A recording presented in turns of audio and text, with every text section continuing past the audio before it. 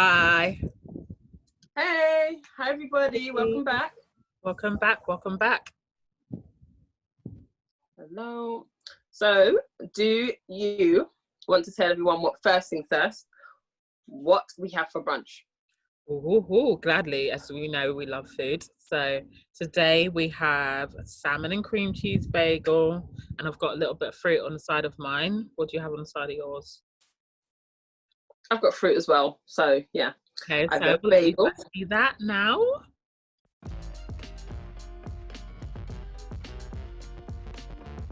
Okay. So guys, today our topic is how we do working from home whilst homeschooling the children. And Dee, if you want to go first. Oh, okay, of course, I'll start. So, how I work from home while the children are also homeschooling. So, I've got, as we know, different age ranges, 7, 3, and then I think they're 16 months now. I've lost track of time. 17, maybe 17 months now.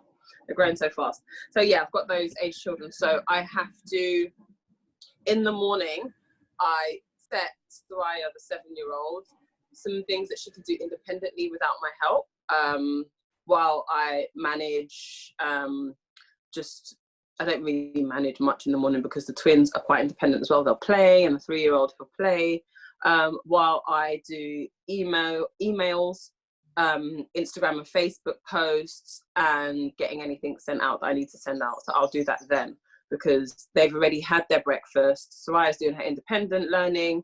I'm getting that done, and the younger ones are playing with whatever I've set out. For the 3-year-old, I'll try and set out some kind of construction thing, because if I set out anything educational, the the twins will just knock it over. So it's just, they'll ruin it. So I've got to get out things like Lego or puzzles. Yeah, we can't get out anything with small bits. So we'll do that, and I'll put that on the carpet so that they can do that after breakfast. And then the twins go down for a nap at 11. And then that's when I'll get to teaching Soraya something. I don't really have to teach her too much because I've always pre-planned, and she's quite good at following what I've pre-planned, and come and ask me questions every now and then, which then gives me time to get onto my laptop, whether it be editing a video, working on the blog site, or whatever it is I need to do. I can get that done in between 11 and, let's say, 1:45, 2:30. It depends how the twins are feeling, how long they'll sleep for. And Jackson, the 3-year-old, then as well, I will put in some colouring in that I've pre-prepped for him, like colouring in his letter, his name or whatever. And then I'll sit and do something with him for a while, and then I'll go back to doing what I'm doing again. Once the twins are up, it's over. Working from home is over. It's finished. Because they have a later lunch, because I give them a snack before they fall asleep, and they have like a bottle with some stuff in it, so that they have a good sleep. And then they have a bit of a lighter lunch, not too heavy, which is the same for all of the children. They don't have such a heavy lunch because dinner's always quite heavy and breakfast is quite heavy, so they have a lighter lunch. And then so that's over. And then anything else that needs to be work from home, I will do when everyone's gone to bed. My husband's gone to bed, everyone's gone to bed, is when I can get the rest of it done, because I've got to manage the rest of home life in the evening. I mean, sometimes if I get to sit down and reply to Instagram messages or Facebook messages or whatever, I'll try and do that in between, but it's not always likely. I've got to spend time with those ones. But yeah, that is how we do. And you? With me, slightly different to you. In the mornings, I try to get the girls on the BBC Bite Size programme, because I found with the girls' homeschool work that gets sent home, it's all from different websites all over the place anyway, and the kids are getting so frustrated with the quantity of it. It's like very large quantity of work that they're sending that they wouldn't even be doing at school. So I've been finding Mm. that a bit difficult to give them something that they're comfortable with, that they can pace themselves with, because it's a big change homeschooling for us now. And before the homeschooling started, I would work from home anyway, and I would be working throughout Mm. all hours. So it was much easier. I could pop out if I needed to see a client, I could do what I needed to do. Exactly. But now I'm finding I'm having Zoom meetings quite a lot, to get that done. It's difficult when you've got children in the background. So I tend to give them 2 hours in the morning of BBC Bite Size. And that's all of them because they're all of a school age now. And then after they've done their bite size, I say to them they can have a free period where they can play a game, what they like. What they tend to like is to play Minecraft, and that's daily. You might argue and say it's not good to have that, to let them do that daily, but the reason why I do is because I find they're really creative in that sense.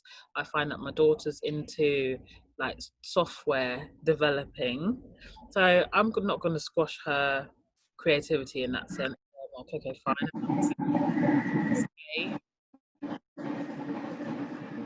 designing houses, etc., and that's what I do. So I'm not going to squash her in doing that either. And I feel like, okay, that might be your career later in life. So we can use that as part of the homeschooling journey. After they've done that, I tend to give them something to read in the afternoon. So later on in the afternoon, they will read, and they tend to like to read together. So each one reads a different book to each other. Um, in terms of me doing my work during this time, I'll have 2 hours in the morning where I'm doing work, getting through emails, designing people's website, or if it's a building, then I'm doing that. After that 2 hours, I tend to then focus on home life. And then in the evening, when my husband comes home, that's when I will get back to work because then he deals with the kids or dinner or etc. and put them to bed. And while he's doing that, I'm working.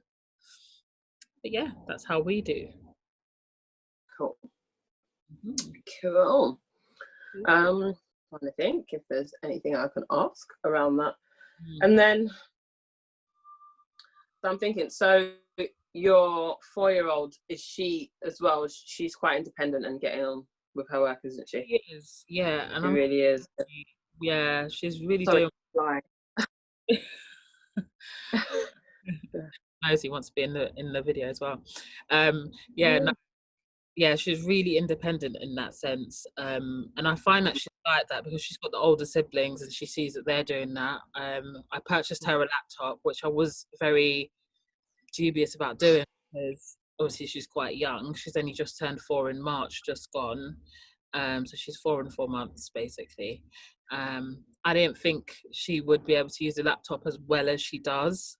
She even goes on Word and she types out her name and stuff like that. And I think that's brilliant because the other two at 4 wasn't doing that. So I'm quite happy with her to leave her independently. I say to her, I even email her. The funny thing, I email her and I put links of what she should be learning or watching. So she has a BBC bite-sized link for her. That's how I send it. Yeah. Exactly. And all of Sarai's work is sent from my laptop via email straight to her. She knows what she has to do or when she has to do it. Yeah. Don't ask me, it's there. Like, what should I do next? It's there. Like, it's there. Like, Exactly. everything's there. So we had a problem before when I wasn't emailing her. I don't know why I wasn't utilizing it. She knows how to use emails and such. They teach them at school and stuff, so she knows.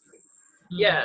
So I think utilizing it is from now, you know, because they are going to be using it's a digital world now, so they will be using that. Yeah. So she does the links and she does what she needs to do. She doesn't bother me. When she's done, she says, "Mummy, I'm finished," or "Mummy, I need paper." That's the only bother I really get from her. Yeah.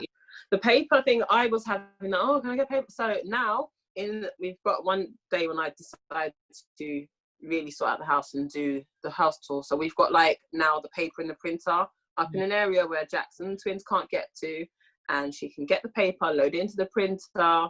Yeah. Done. You don't actually really need to ask me. I've set things up so that she can get things done independently.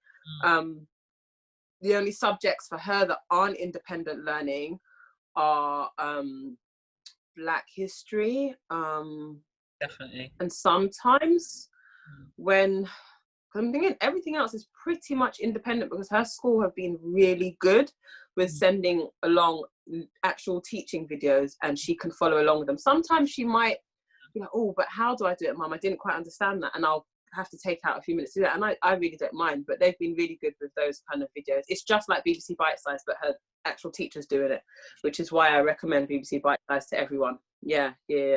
I think if you're not getting good teaching videos, that is the place to go, because sometimes she might not like her subject at school. Like in English, they're learning about something that she has no interest in, and then I'll quickly have a look on BBC Bite Size, and I'm like, oh, that's right up her street.